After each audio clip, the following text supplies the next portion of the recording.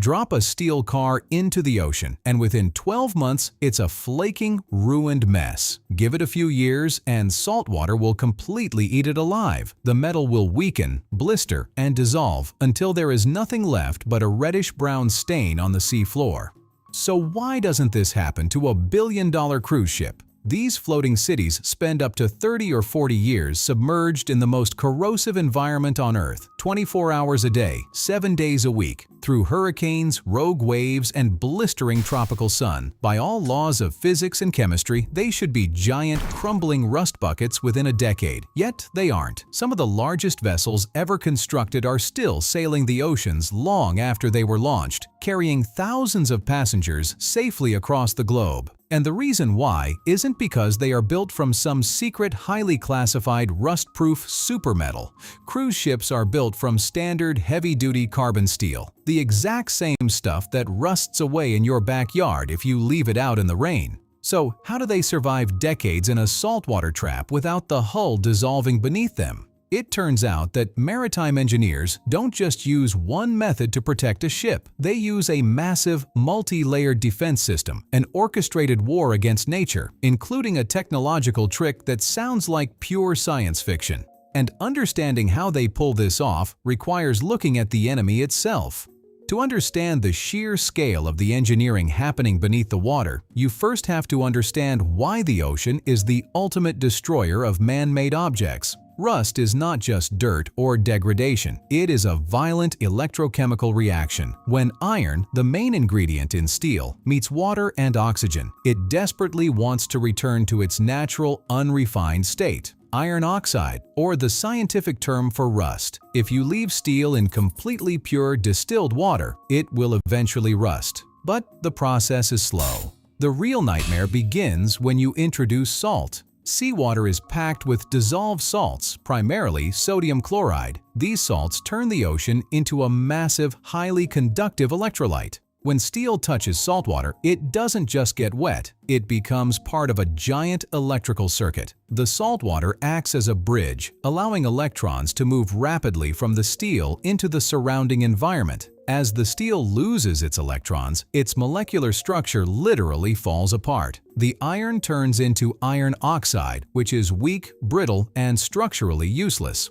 Worse still, unlike aluminum or copper, which form a protective oxidized layer when they corrode, iron oxide flakes away.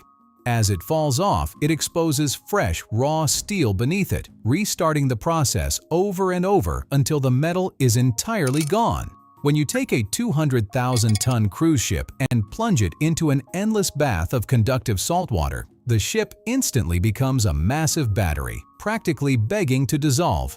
So, how do you stop a chemical reaction that the universe is determined to finish? You don't. You just stall it. The war against rust starts years before the ship ever touches water. But if you think a few coats of heavy-duty paint are what saves a cruise ship, think again. Ordinary paint cracks, peels, and degrades in a matter of days under the immense pressure, friction, and chemical assault of the open ocean. If shipyards just painted a hull like you paint a house, the ship would be doomed before its maiden voyage. The defense actually begins at the microscopic level. As massive steel plates arrive at the shipyard, they are covered in dirt, grease, and a dark, flaky byproduct of the steel manufacturing process known as mill scale. If you paint over mill scale, the paint will look fine for a few months. But eventually, the scale will pop off, taking the paint with it and exposing the raw steel to the ocean. To prevent this, the shipyard activates an intense, heavy industrial process, abrasive blasting. Massive steel blocks are wheeled into specialized blasting halls. Workers in heavy protective suits or automated robotic arms blast the steel with millions of high-speed abrasive particles, usually copper slag, steel grit, or crushed garnet. This isn't just about cleaning the metal, it's about destruction and creation. The high-velocity particles strip the steel raw, completely obliterating any rust, scale, or contaminants. More importantly, the abrasive impacts carve millions of microscopic jagged peaks and valleys into the surface of the steel. Engineers call this the anchor profile. By roughing up the steel at a microscopic level, they massively increase the surface area. When the protective coatings are finally applied, they don't just sit on top of the metal, they bite deep into these microscopic grooves, locking onto the steel with incredible mechanical force. Only when the steel is perfectly raw, perfectly clean, and perfectly profiled does the real armor go on. Modern megaships are not protected by a single magic coat of paint. They are encased in a highly engineered marine coating system. The first layer applied to the bare steel is usually a zinc-rich epoxy primer. This isn't ordinary paint. It's a heavy, chemically cured resin that bonds directly to the steel's molecular structure. It acts as the foundational grip for everything that follows. Next come the intermediate layers. These are incredibly thick, specialized barrier coatings designed to do one specific job: block moisture and oxygen. Remember the three ingredients of rust: steel, water, and oxygen. If the water and oxygen can never touch the steel, the electrochemical reaction can never start. These barrier coats are applied extremely thick, often measured in tiny increments called mils, using ultrasonic gauges to ensure every single millimeter of the ship meets strict factory thickness standards. Finally, the top coats are applied. These outer layers have to be tough. They are designed to withstand the brutal impacts of waves, the scorching ultraviolet radiation of the sun, and the massive temperature swings of sailing from the freezing waters of Alaska to the boiling humidity of the Caribbean. When finished, the ship is wrapped in a plastic-like, impenetrable chemical armor. It creates a shell designed to block water and oxygen completely. But here's the multi-million-dollar problem engineers know all too well. No paint on Earth lasts forever. A cruise ship is not a museum piece. It is a massive, heavy, working vehicle. Every single day, a floating city weighing hundreds of thousands of tons rubs against heavy rubber dock fenders. Massive steel anchors and thick mooring chains drag against the hull. Tugboats push aggressively against the ship's sides. Floating debris, from logs to microscopic suspended sand, constantly grinds away at the waterline. Over months and years, no matter how tough the marine coatings are, they take a beating. Tiny scratches, gouges, and microfractures inevitably appear, and the ocean is patient. It only takes a scratch the width of a human hair for saltwater to find its way through the armor and touch the raw, unprotected steel underneath. Once that happens, the galvanic circuit is complete. The saltwater begins drawing electrons away from the steel, and rust begins instantly. Left unchecked, the rust will begin to spread underneath the surrounding paint, causing it to blister and flake off in a process called undercutting. If engineers relied strictly on marine coatings, corrosion would eventually win every single time. So when the paint inevitably breaks, what happens? Engineers activate an insane secondary backup plan. They deliberately let something else self-destruct first. Hidden deep beneath the waterline, welded or bolted directly onto the steel hull of the cruise ship, are massive blocks of metal known as sacrificial anodes. To the untrained eye, they look completely useless. They are just dull, gray, rectangular lumps of metal sticking out of an otherwise smooth hull. But these ugly lumps are the ship's ultimate bodyguards. This is where the science of galvanic corrosion is weaponized to save the ship. Remember how salt water turns everything into a giant battery. In a battery, you have two different metals. One acts as the anode, which gives away its electrons and corrodes, and one acts as the cathode, which receives electrons and remains safe. Every metal on Earth ranks differently on a scientific chart called the galvanic series. Some metals, like gold and titanium, are highly noble. They refuse to give up their electrons, meaning they almost never corrode. Other metals, like zinc, aluminum, and magnesium, are highly active.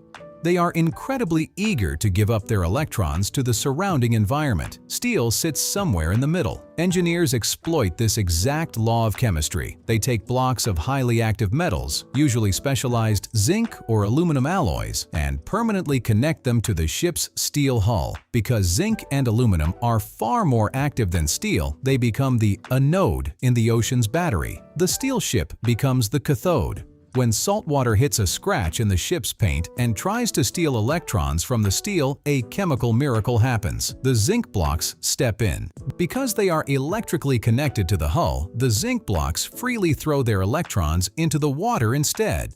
The ocean accepts the electrons from the zinc and leaves the steel entirely alone. As this happens, the sacrificial metal is slowly eaten alive. It literally dissolves into nothing over several years, giving up its own atoms so the ship's steel stays pristine. In short, the ship survives because something else dies in its place. Every few years, when the ship goes in for maintenance, crews will find these zinc blocks melted down to a fraction of their original size.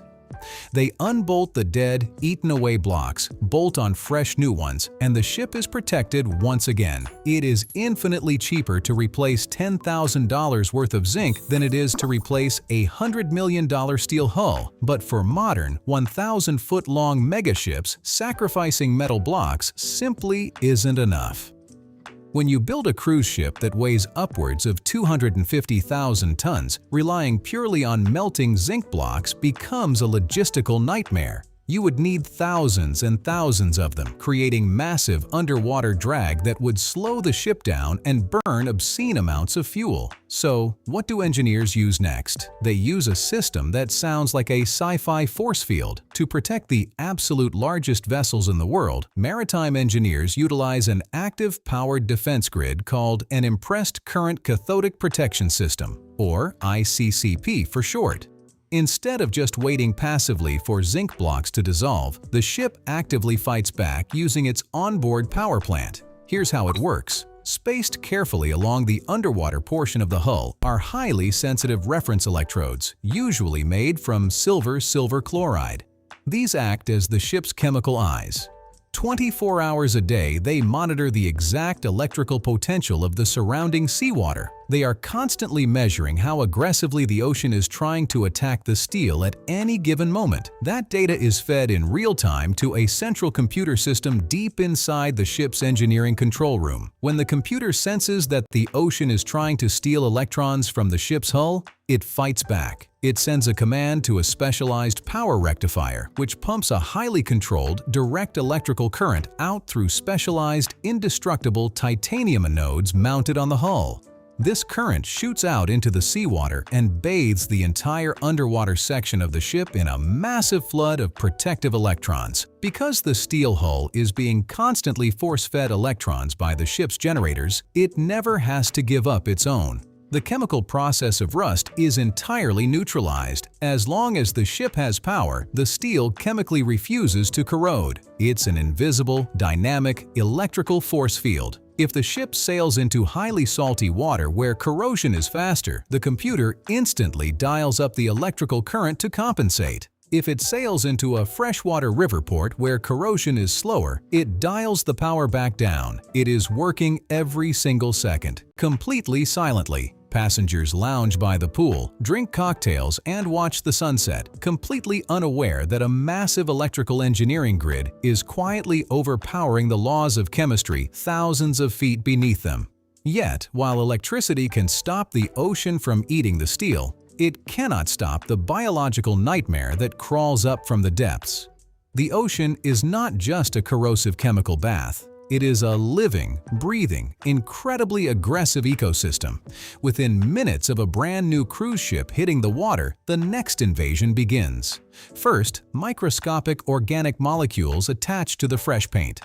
Within hours, bacteria arrive, forming a thin, incredibly slippery layer of biological slime. This slime acts as a welcome mat for the rest of the ocean.